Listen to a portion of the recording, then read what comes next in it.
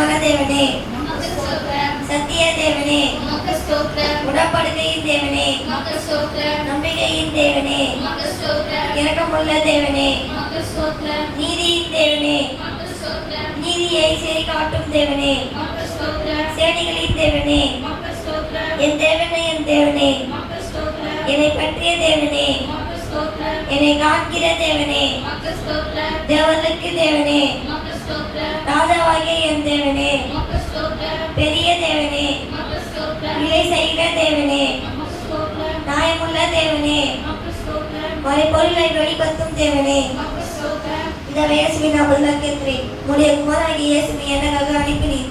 அவரின் பாடுகாக மரித்தார், ஜீவனை கொடுத்து அறிவோடு என்றார் என்று நம்புகிறேன். ஆமென்.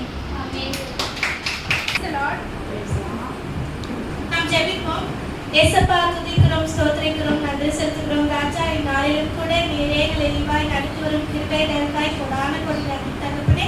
இயேசப்பா, இந்த தெரிந்து கொள்வோம் என்ற பகுதியை கருத்தில் நான் ஒப்பு கொடுத்து ஜெபிக்கிறேன். இயேசப்பா, தொடக்கம் முதல் முடிவரை நீரே என்னோடு இருந்த ஆசீர்வாதம். இயேசப்பா, இயேசுவின் மூலம் ஜெபம் கேட்டு எங்கள் ஜீவனுள்ள நல்ல பிதாவே, ஆமென். தெரிந்து கொள்வோம். இன்னைக்கு இந்த தெரிந்து கொள்வோம் என்ற பகுதியில யாரை பத்தி நம்ம தெரிஞ்சுக்க போறோம்னா, ஏவாள் என்ற பெண்மணியை பத்தி நம்ம தெரிஞ்சுக்க போறோம்.